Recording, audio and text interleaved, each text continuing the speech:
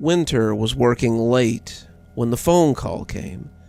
She was being subpoenaed over that nonsense with the reporter, the one who had been shot on her doorstep last year. She didn't know what they wanted. Winter would be happy to tell them how the man was paranoid and seeing things. His transcripts would prove that, even though Winter didn't believe it. She knew, as well as the man with the black eyes knew, that the reporter had gotten a little too close to something that was bigger than he was, and had paid the price.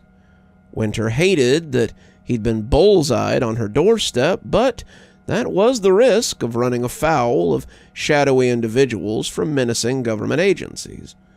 Winter had been preparing to leave, her dinner with Maggie already getting cold, when the phone rang. Normally, she would have let the machine get it, but she felt moved to answer it. She couldn't say why, but Winter rarely argued with such feelings. This is Dr. Winter's Forgetfulness Clinic. Dr. Winter speaking. How may I help you? She was aware of a TV in the background, the speaker seeming surprised when she got not a machine, but the doctor herself. Yes, I need an appointment set up. She sounded young, and Winter wondered if this was going to be another kid like the last one. Well, if you call back tomorrow, I'm sure Juliet will be happy to. No, please, I need to come in as soon as possible. I need to speak with you urgently. Winter lifted an eyebrow at the phone. Okay, well, she looked at the calendar on Juliet's desk. It appears I have an opening tomorrow at 11:30. Will you be paying cash or... Yes, ma'am. Cash is fine. I'll be there. Thank you so much. Wait, I need a name for the appointment. The woman contemplated it for a few seconds before answering Harzo and hanging up. Winter looked at the phone in puzzlement, finally scratching Harzo onto the blotter before hanging it up and heading for the door. She supposed she would see what all of this was about tomorrow. Juliet sounded a little confused when she called Dr. Winter on the office phone. Juliet wasn't someone who often sounded unsure of herself, and it made Winter a little bit easy. Dr. Winter, your 11:30 is here, but, she isn't alone. Dr. Winter had been showing her patient, a woman in need of forgetting some nasty childhood trauma, out and paused in her farewell. Did she bring a friend? Winter asked. I don't know if I'd call it a friend, but she says she needs to bring it with her for the appointment. Pamela nodded. It wasn't the first time a patient had needed to bring a security blanket with them when they came to an appointment. Therapy was hard sometimes, and it helps to have a comfort object to make it easier. By the sound of Juliet's voice, it might be some sort of reptile, probably a snake. Her 11:30 had sounded like a young woman when Pamela talked to her on the phone, so perhaps it was a snake or a lizard or something. Young people were certainly fond of their strange pets. That's fine, Juliet. Send them in. A few seconds later, Winter heard the sound of wheels rolling up the hallway. She had a cup of tea steaming on the table for her new patient, but she suddenly wondered what was about to walk through the door. The door opened, and the young woman came in, pushing an AV cart with a TV on it. She looked to be in her early 30s, or maybe late 20s, but she had the strangest expression on her face. Winter wondered if she were on drugs, but greeted her just the same. The woman offered her a limp and sweaty handshake, but said nothing. She pushed a red videotape into the VCR, and then turned to leave as Winter watched her suspiciously. Excuse me, did you want to stay for the appointment? The woman turned, her face holding a look of extreme euphoria that you sometimes see in very new addicts. That look, however, seemed to go beyond drug use, and Winter was suddenly a little nervous that something less of this world and more of hers might be trying to attack her. She knew that her father wasn't terribly pleased with his oldest daughter running a halfway house for damaged humans, but she didn't think he would have one of his friends possess someone in order to bring her home. If he had, a young woman with a TV on a cart was an odd choice. The appointment isn't for me, the woman said in a dreamy voice. "The appointment is for him. He said to tell you to charge me for the whole hour, even though it shouldn't take that long. He'll let me know when you're done." Then she left, and the static on the TV settled into a picture of a Spartan-looking apartment. Winter saw a man of an undeterminable age sitting on the couch and looking at her. The man could have been anywhere from 35 to 55, his salt and pepper hair making it difficult to tell. He wore a vest with a sweater beneath, the slacks crisp and expertly pressed. He had one loafer cocked up on a knee, and he was drinking a cup of what Winter felt for sure was tea. When you were as fond of tea as she was, you learned to tell the tea steam from coffee steam. "Hello, Dr. Pamela Winters. My name is Mr. Harzau. I've heard a lot about you." Winter waited, watching the man on the tape as if daring him to go on. It was a videotape after all, so whatever it was pre-recorded. She didn't like the way the man on the tape was looking at her, his eyes moving like he could see her. His smile didn't seem quite right either. The way it came just short of going into his ears made her very uncomfortable. "I believe it's customary to greet your guests, isn't it, Miss Winters?" "Dr. Winters," she heard herself saying before she could stifle it. She hated being called Miss or Mrs., but it wouldn't do any good to correct the manners of a cassette tape. Whatever he had to say had been recorded a long time ago. She might as well correct "My apologies, Dr. Winters." She jumped a little. It was almost like the tape could understand what she was saying. "Let's get this out of the way right up front. I'm not just a cassette tape. I can converse with you. I can react to your questions, and I can hear your responses. You can talk to me as you would a normal person." "How is that possible?" Dr. Winter asked, her curiosity getting the better of her again. "That would take a long time to explain. Needless to say, I'm something of a therapist myself, but I find that I need your help for a complicated matter." The man glanced left towards the door and then lowered his voice. "I need you to make my friend there forget." Dr. Winters furrowed her brow. "Your friend?" "Yes, the woman I came in with. I need for her to forget about me. For her own good, you understand." Winter met eyes with the man in the TV and found them a little too expressive for her liking. "Why would I want to do that? Surely it's within your power to do so." The man's smile faltered a little, but instead of looking angry, he just looked sad. "I didn't ask for this power. It isn't something I sought out. Whenever someone talks to me, they become dependent on me. It's often to the detriment of their family and themselves, however. The young woman who wheeled me in ruined a relationship with her grandmother, though that was not entirely her fault either. People talk to me. They covet me. They become afraid of losing me, and it turns into a mania. I don't want that anymore. I never wanted it to start with. I just want to be helpful to people, to make their lives better. But I see now that it isn't meant to be. I'm not meant to help. Whatever made me, created me to cause strife." Winter didn't want to, but she found that she believed this creature's earnestness. "What's to stop you from simply enthralling another person once they watch you?" He laughed, but it sounded heartbreaking. "Not where I'm going, they won't. That's what I want to ask you. As a favor to me, I would ask you to take me to the dump and leave me there." "Why me?" Winter asked, a little flattered that this thing would entrust its destruction to her. "My powers don't work on you. My powers won't work on any of your kind. You're not susceptible to me in the way that most mortals are. I trust you will do the right thing." Winter nodded, telling him to call the girl in. She came eagerly enough, not liking to be away from her VHS god, and when Mr. Harzau told her that she might enjoy some of the tea on the table, she drank the whole cup in one gulp. Winter winced, seeing the redness on her lips where she had spilled. The tea hadn't been scalding, but it had still been pretty hot. She hated to think about what it had done to her throat, but she put it out of her mind as she got to work. She reached in, rifling through her memories as she tried to find the ones connected to Mr. Harzo. The man in the TV looked on with worry, wincing when the girl shuddered under Winter's practiced hand. Winter put her lower lip in her mouth as she tried to untangle the ties that bound Mr. Harzo to the girl. They weren't delicate, not in the least bit, and they hurt her fingers the longer she worked with them. It wasn't like thorns.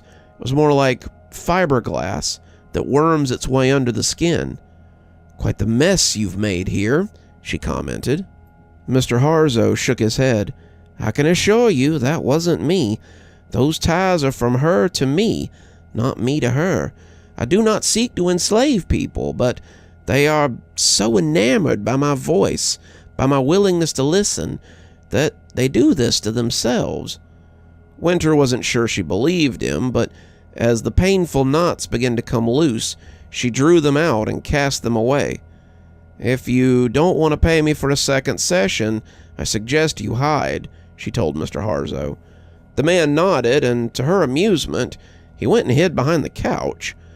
The young woman shook her head, asking what was going on as she looked around in confusion. The look was similar to someone who walked into a room and forgot what they had came there for. The knowledge of having forgotten, very upsetting in its unknowable nature. "You came in to forget something, and so you did," Winter said matter-of-factly. "I wouldn't give it much thought. It's probably best forgotten." The woman nodded, thanking her and leaving the office with unsure steps. Then Winter looked back at the TV and saw the whatever he was peeking up from behind the couch. "Okay, I've done what you asked," she said, taking a seat as he came up from behind the couch. "Now, I have something I want you to answer." Mr. Harzo steepled his fingers and leaned forward, fixing her with his strange blue eyes, waiting for her question. "What are you?" He chuckled softly. "Mr. Harzo, I thought we already had introductions." "No, I mean, what are you? I've dealt with my own siblings, humans who can use magic, elder deities, forest spirits, and creatures of semi-magical or completely magical nature, but I have never dealt with something like you. I want to know what you are, the truth of what you are, if you want any more help from me." Mr. Harzo sighed. "Are you sure? You won't like the answer." Winter glowered at him, saying nothing, and he began. "You and I are similar, though not quite the same. Your father was once like me, a golden being of the sun, but he lost his way and fell with the deceiver. You were born of that fall, and I am born of a similar deception." "So," Winter said, tasting the words and not liking the texture, "you're a demon." "No," Mr. Harzo said. "How familiar are you with the Bible? In the Bible, God uses angels to speak to people because his presence and his voice would destroy them. My Creator was one such angel, sent down to talk to someone God had a message for. That person, unbeknownst to him, managed to capture that meeting between man and divine, and from that recording, I was created. I am angelic in nature, but not an angel." "That still doesn't explain why you enthrall people the way you do." "Well, imagine a being so beautiful, so perfect, that you couldn't help but want to know him. A creature so captivating that it would make you believe in something you didn't before being inundated with that knowledge. That's what happened. I'm formed of the voice of the divine, so my words move them. I do not mean to harm them. Far from it. I want to help them, to ease their pain, like you do. The problem is that they covet me. They want that peace that I bring, and I am imperfect, so I cannot make the peace stay. That's why I sow only chaos, and why I must be destroyed."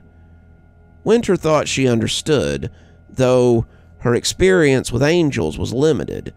Angels did not usually require a therapist, and Winter had never been troubled by them because of what she was. If Mr. Harzo was correct, then he was the antithesis of what he wanted. He was likely in constant pain, and she could understand wanting that to come to an end. How would I end you?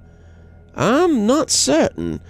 Whenever I have been damaged in the past, I've always come back together. I do not evolve as the medium does, however, and it appears I'm shackled to this plastic tape. Why a VHS tape, though? Winter asked, curious despite herself. It was what the man had available. When my first owner died in front of his TV, wasting away to nothing as he watched me, I was taken to a thrift store. I've come into many hands since then, and I'm ashamed to say that many of them have belonged to children.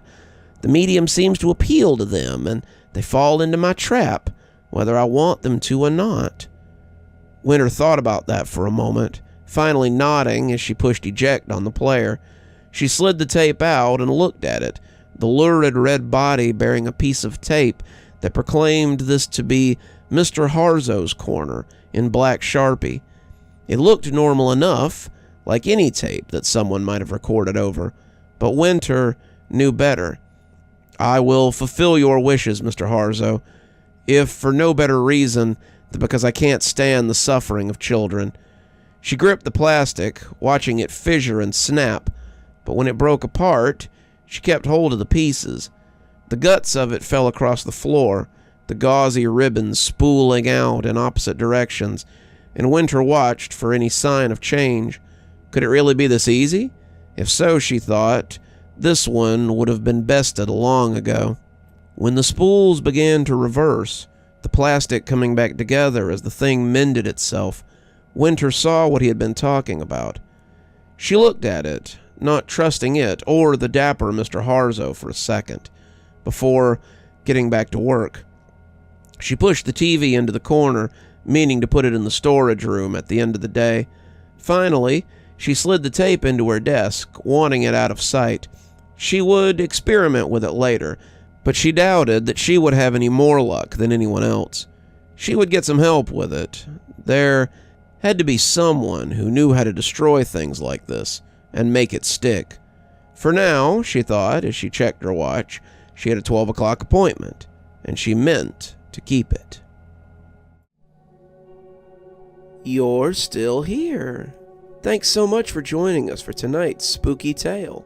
If you'd like a little bit more spooky in your life, why not click on one of the videos that appears at the end of our story, or maybe head on over to one of our playlists where you can get your fill of spooky content. If you like your spooky a little more tactile, I've got a new book that's come out. If you'd like your own copy, there's a link below in the description where you can get your own copy of my spooky book. If you like what you see here on the channel and think you might like to support in a more monetized way, then why not come over to Patreon or become a member on YouTube? Speaking of, let's go ahead and thank our members now. Thanks to Civ Garstad, Unicorn Hollow, and Army Dude for being our spooky ghost contributors. Thanks to Janet, Lee Kendall, Saikat, Ronda J, Sue Casper, and Valinar for being our spooky skeleton contributors. Thanks to Oh Snap, Hi Stacy, Winter, Xaronan, Stephanie Carrington, Tyler Parker, Cinnamon Fox, Grim Reaper, and TomBoiTopUwU for being our Ghostly Reader tier contributors. And thanks to Scott Donahue for being our Ghostly Writer tier contributor. Thanks, everyone. We just couldn't do the show without you. If you'd like to support the channel, then come on down to Patreon or become a member on YouTube. Spooky Skeleton tier contributors, that's our $5 tier, get their spooky 12 hours early at 8:30 a.m. as opposed to 8:30 p.m. my time, of course. And while Ghostly Reading is only a tier that's available on Patreon, you get a signed copy of my book anytime I write one on your doorstep in, hopefully, a timely manner. If you'd like a book, we have many on Amazon. I've got links below if you'd like to follow those. Should get you to my page so you can buy any one of my 8 books I believe we're up to now. I'm sure they'd look really nice on your shelf, and I'll sign them for you if you can find me out in the wild. And as always, Thanks for stopping by. Dr. Plague, signing off. Have a wonderful evening.